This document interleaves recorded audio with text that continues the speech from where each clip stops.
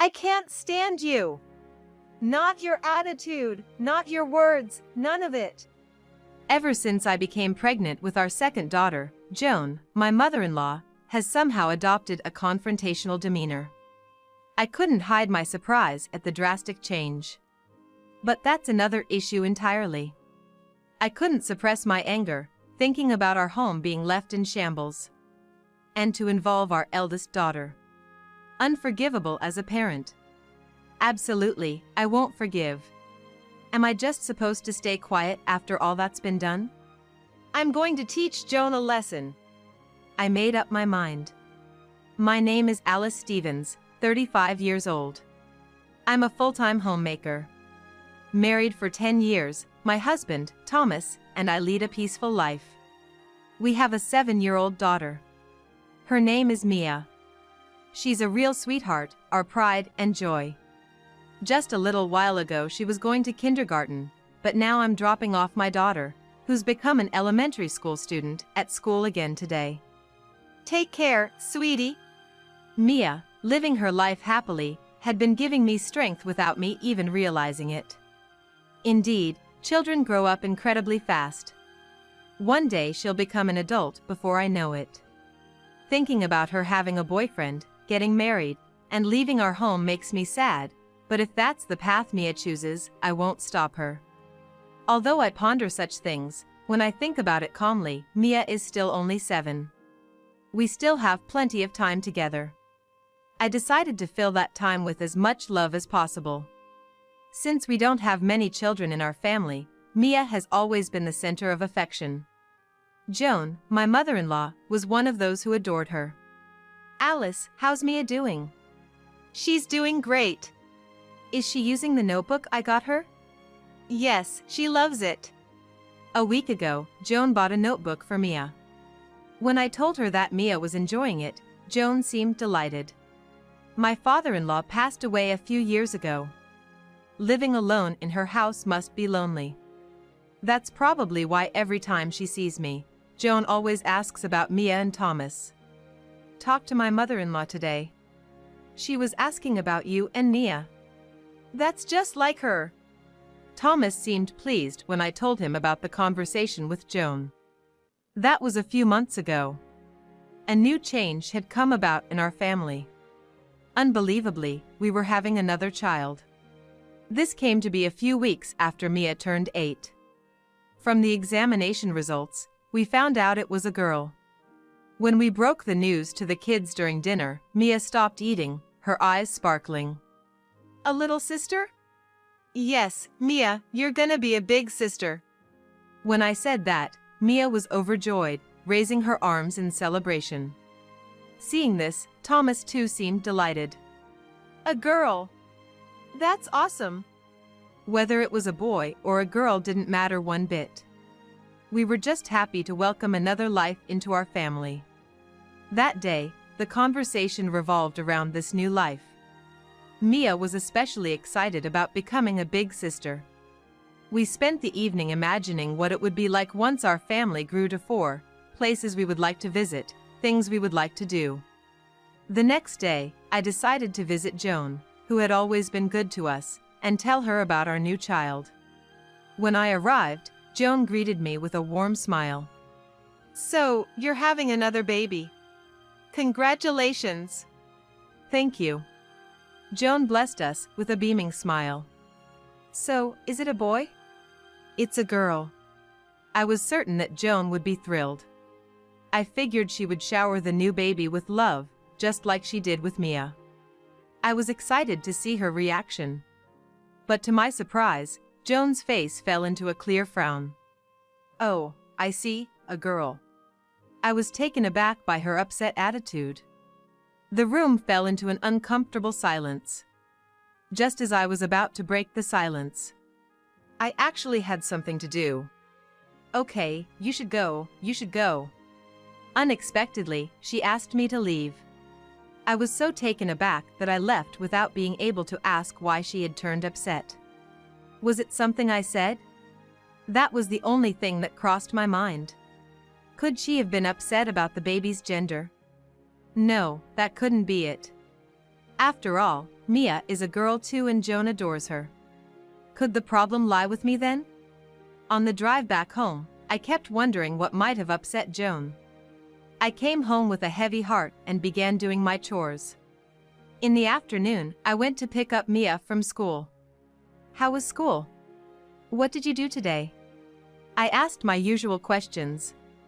Usually, Mia would react with joy, but today was different. She stared at my face. Then, she said simply, "Mom, you don't seem well today." Mia then placed her hand on my head. I wondered if she was imitating me. Yet, I was impressed. She observes people so well. I tried not to show my troubled mood, but it seemed like Mia had seen right through me. I hugged Mia and stroked her head. Fast forward about 2 months. There was another change in our family. Surprisingly, Joan wants to live with us. The reason was because I was pregnant and she wanted to help with household chores and taking care of Mia. There had been an awkward silence since the day I announced the gender of the baby, but her offer to move in and help lightened my mood. I wasn't disliked after all. I was hopeful that living together with Joan would deepen our bond. I was harboring such faint hopes. Originally, Thomas had a good relationship with Joan, so he seemed happy about the idea of living with his mother again after so long. If Joan and I didn't get along, it would surely trouble Thomas. I steeled myself and began preparations to live with Joan. But my hopes did not come true. Joan seemed to harbor some resentment towards me. Since we started living together, her demeanor had been rather cold, and she would pull faces at the meals I cooked and the chores I did. She had initially said she wanted to help with the chores, but since we started living together, she hadn't lifted a finger. She just kept bossing me around. "What's with this food? It's too plain.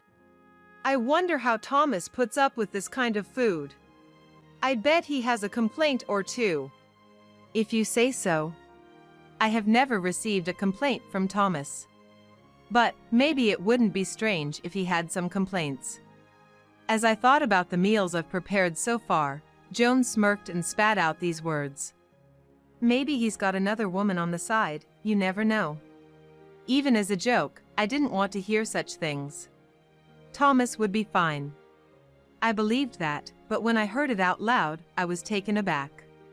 Seeing me downcast, Joan just laughed even more. And to add insult to injury, Joan told me, "A woman like you will be dumped sooner or later. Just be prepared." She then proceeded to eat the meal I'd prepared, which she'd said smelt of poverty. She was clearly making faces as if it tasted awful. I wish she wouldn't bother eating it if she's going to be like that. I could painfully feel my mental state being chipped away by Joan's words and actions. Fortunately, Joan was very kind to Mia. Mia seemed to be fond of her, which was a relief. But I couldn't shake off the suspicion that Joan might be doing something to Mia when I wasn't around.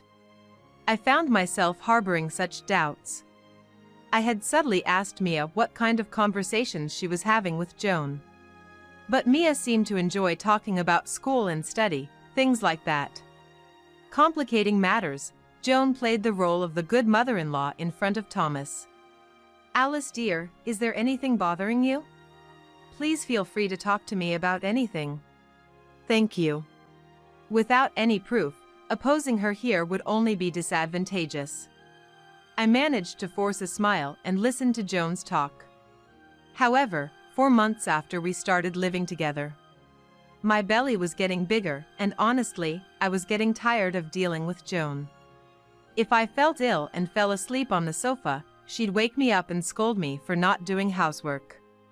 When I couldn't serve a decent meal because I couldn't stand the smell of food, she would bring up her own pregnancy and tell me how incompetent I was as a wife. I was fed up with this life.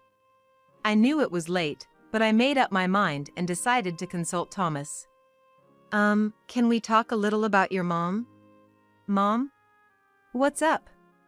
I told Thomas how Joan had been treating me. It was painful to remember everything that had happened so far. "I didn't realize that.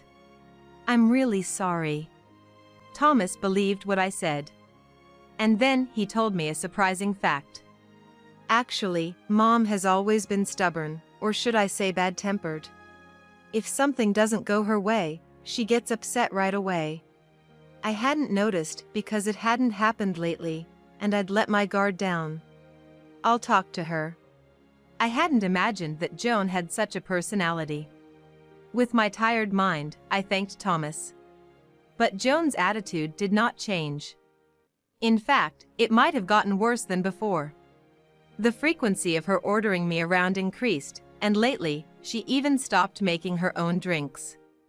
Joan, can't you at least make your own drink? Shut up! Don't give me orders. I don't care if you're pregnant or what, you're a housewife, and it's only natural for you to do everything around the house. When I was pregnant. And so began Joan's self-praise. You and I are different people, so our hardships must be different too. I wanted to tell her off, but I just didn't have the energy. I continued to listen to Joan's story so as not to upset her. Living that way, I had a strong ally besides Thomas. That ally was Mia. It seemed Mia could sense my mood. It was astonishing how perceptive she was for an 8-year-old. Of course, I was aware of how unfair it was to make a child worry about me, and I felt guilty. But I couldn't bring myself to cheer up. That's when Mia spoke up. Mom, are you okay? You seem down. Do I? Yeah, you're not smiling at all. It seemed she sensed something from my facial expressions and my mood. I apologized for making her worry, but Mia, with a smile on her face, said, I'll protect you if anything happens, Mom. You don't have to worry about anything. When did she grow up to be such a reliable kid? While I was happy as a parent, I also had mixed feelings. After that, Mia began to look after me more. Mia had begun to keep her distance from Joan. Perhaps she'd witnessed Joan shouting at me. Joan tried to win Mia over, but when she couldn't control her as she wished, Joan started acting cold towards Mia. What kind of adult does that? Such a selfish person. I was disgusted, but if Joan ever harmed Mia, it would be too late. I began to pay more attention to Mia. Mom, are you okay? Tired? I can help you with the dishes. After that, Mia began to help out even more. Thanks for your help. Well, you're pregnant. It looks hard. Mia happily picked up the dishes from the drying rack and started wiping them. Out of the corner of my eye, I saw Joan's face looking very displeased. She probably didn't like that we were helping each other. I didn't care. If she had something to say, she should just say it with her usual gusto. I thought about this as I worked with Mia. Several months later, my due date was approaching. When I gave birth to Mia, there were no particular issues, but this time, due to the stress, I was not feeling well and had to be hospitalized early. The one I was worried about was Mia. If she were to be victimized by Joan while I was away, it would be unbearable. After some thought, I came up with a plan. The plan was to have Mia come to the hospital after school. It might be a burden on her, but luckily, the school and the hospital are within a reasonable walking distance. If Thomas could pick her up after work, both Mia and I would feel at ease. After all, there would be no issue with Joan being home alone. She should be doing whatever she likes. I proposed to Thomas and Mia, and both of them agreed. 1 week after the proposal. Finally, the day of my hospitalization arrived. Mama, I'm coming to visit you. Thank you, I'll be waiting. I sent Mia off as usual and started making the final preparations to go to the hospital. Joan, who had been watching, seemed grumpy as always, but today she seemed somewhat happy. Finally, the day has come. I wish you would just not come back. Say whatever you want. This hospitalization was brought forward because of you, you know. Huh? I haven't done anything, have I? The stress at home caused my health to deteriorate. It's all because you keep complaining. Knowing that I won't see her for a while, I vented all the things I had been holding back. I'm the one complaining. I haven't said anything. When I was pregnant. I'm tired of that story. Tell it to someone else. You're an ungrateful woman. You should listen to what I say. I ignored Joan's rant and continued with my preparations. Eventually, even Joan, who had been making a fuss, seemed to realize it was futile and disappeared without a trace. When I looked at the clock, it was almost noon. I grabbed my bag in a hurry and headed to the hospital. Life became quite comfortable after being hospitalized. I didn't have to hear any complaints from anyone and didn't have to do any housework. Although I was worried about giving birth, it was far better than my usual life. Once I give birth, Joan will probably leave in a hurry. No, it would be a problem if she doesn't leave. I need to discuss with Thomas and somehow create some distance. I really want to get back to living just with my family. I was absent-mindedly thinking about this on my hospital bed. At that time, I saw a short shadow in the ward. It was Mia. Mama, I'm here. Welcome, have a seat. Mia happily took a seat. Then, she slowly took out a piece of paper from her backpack. What's this? So cute. I drew this today. It's a picture of you and the baby that's gonna be born. Mia must be really looking forward to the baby. I couldn't help but appreciate Mia, who had drawn such a cute picture. Thank you, it's really good. I feel better. Perhaps because she was praised, Mia was unusually shy. But honestly, she's really good. I can't help but think Mia has many talents. Is that just parental bias? Mia took out some worksheets and a pencil case from her backpack and began to do her homework. Several hours later. It was about the time it got dark outside. Thomas came to my hospital room. After a brief chat with Thomas, he and Mia left for home. I heard Joan has been quiet recently. Apparently, she's still looking grumpy with her brows furrowed all the time. They laughed, saying that no one approaches her. About a week of living like that passed. Finally, it was time to give birth. I was extremely anxious, but before I knew it, I was put under anesthesia, and when I woke up, the baby was born. Thomas and Mia were in the hospital room with the baby. They both looked happy that I had woken up. Our new life is about to start. I couldn't contain my excitement. The baby was so cute. Really? I can't wait to see him. Since I can't move yet, meeting my baby face to face will have to wait. She must be adorable. Looking forward to that, I awaited the day. 10 days after giving birth, I was able to be discharged from the hospital without any issues. On the day of discharge, Thomas came to pick me up. With his support, I got into the car with the baby. Are you okay? Can I start the car? Yeah, I'm fine. Thanks. As the car Thomas was driving swayed, we headed home. Starting a new life is great, but there were things that made me anxious. That would be Joan. She must be at home. I don't expect her to love the baby unconditionally. I have to do everything I can to protect this child. As I was thinking about various things, we arrived home and opened the door. I'm home. But something felt off. There was no sign of anyone. And the living room, which could be seen from here, seemed a bit more spacious than before. Thomas also seemed to feel a bit strange, and as we cautiously peeked into the living room, our house was entirely empty. What's going on? This is. Baffled at first, we quickly guessed who could have done this. It must have been Joan. This did my mother-in-law. My mom! What should we do first? We should contact Joan, but I felt the need to get in touch with Mia first. I immediately texted Mia. Where are you now? No response came for a while.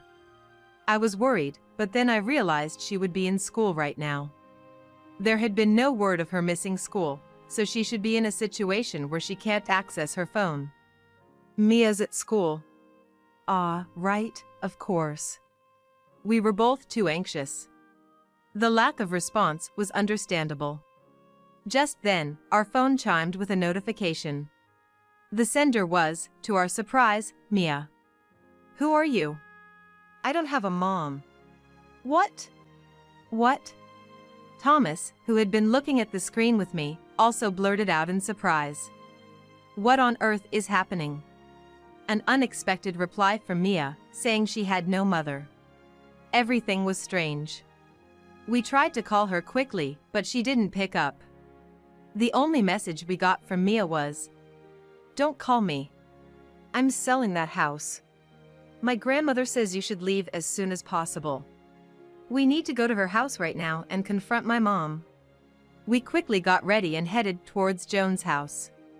When we arrived and Thomas rang the doorbell, Joan came out immediately. "What's the rush?" "Mom, what's the deal with our house?" What are you talking about?" "Don't play dumb. You also used Mia's phone without her permission, didn't you?" Joan continued to feign ignorance. In her right hand, Joan firmly grasped Mia's cell phone. "Joan, that's Mia's phone, isn't it? Why do you have it?" I'm just holding on to it." "Well, can we take a look then? If you're just holding on to it, you shouldn't have sent any messages. You know, we got a message from Mia's phone just a while ago." As I pressed her, Joan gradually started to frown. "Anyways, let's get inside. We can talk about it there." When Thomas said so, Joan, who seemed to have given up, led us into the room. We sat on the sofa and started to inquire about the room and Mia. But Joan remained silent. She carelessly threw Mia's cell phone and started to cross her legs. "How many times have I told you not to mess with Alice and Mia? Between that and the mysterious message from Mia, I can only think that you're up to something, Joan. Yes, that includes your current attitude. Whenever things don't go your way, you get in a foul mood, just like you always have. It's embarrassing. Just stop it." "Embarrassing." In the end, the conversation was at a standstill. It wasn't Thomas who was in the wrong. It was Joan, who refused to say anything. Out of frustration, I intervened. "How long are you going to act like a child? You really are immature. I bet a newborn could communicate better than you. Don't you get it? We're saying that we know you're up to something from the moment you sent that weird message with Mia's phone." I didn't give Joan a chance to talk back, and I said things that tore at her pride. Joan, who fell right into it, openly showed her anger. "Childish? Me?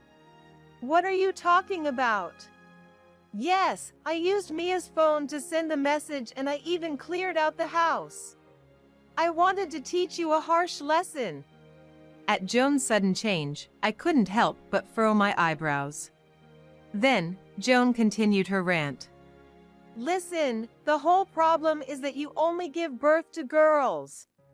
I wanted a son to carry on the Joan family name. And Thomas, how dare you lecture your mother?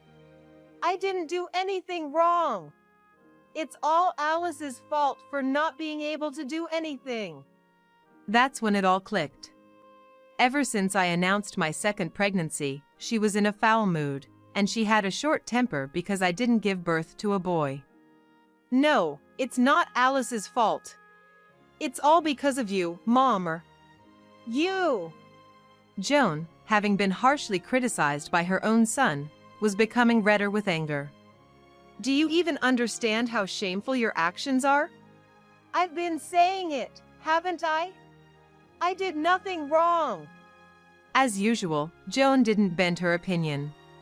Thomas, after a moment of thought, looked straight at Joan and said, "All right, if that's what you're going to say, then I have something to say too." "What is it? Spit it out." "I'm cutting ties with you, Mom." "Ties?" The moment she heard Thomas's words, Joan's complexion noticeably changed. She probably didn't expect her own son to cut ties with her. Wait a minute. Please reconsider.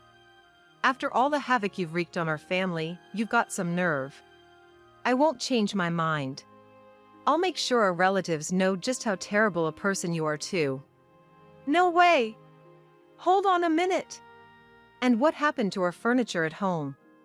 Indeed, where did all the furniture go? There was quite a lot of it, and it couldn't possibly have been managed by Joan alone. I gave all the furniture to the junk removal service. I wanted to upset you, but I only wanted to annoy you a little. What were you thinking? You probably used Dad's inheritance to do this. It's unfair to Dad to hire such services. Indeed, he would not have wanted what he left behind to be used for such spite. I can't help but feel Joan is childish. Then give us the money to replace the furniture, Mom. It's not our fault. I can't. Replacing furniture. You sold the furniture to the service on your own, right? We don't need to spend our money. Please listen to my last request. As Thomas implored, Joan dropped her gaze, looking utterly dejected. After that, Joan replaced the furniture, they severed ties, and the matter was resolved. Having lost her connection to Thomas, Joan reportedly lost all her spirits. According to a relative who visited her after hearing Thomas's story, her atmosphere was entirely different from before. That relative said, "She was always quite stubborn. Maybe she learned her lesson this time?" So even relatives perceived her that way. Hopefully, this will prompt her to reconsider how she lives her life. Our family is living happily in the house we have been living in. We will no longer be bothered by Joan. We're able to fully engage with our family, and it's fulfilling. Mia watches over the baby with concern, which is adorable. She seems to want to play with them soon. Right. That's what a warm family is. Through this incident, I felt the kindness and reliability of Thomas and Mia. How much have these two supported me? I want to give my all to repay them from now on.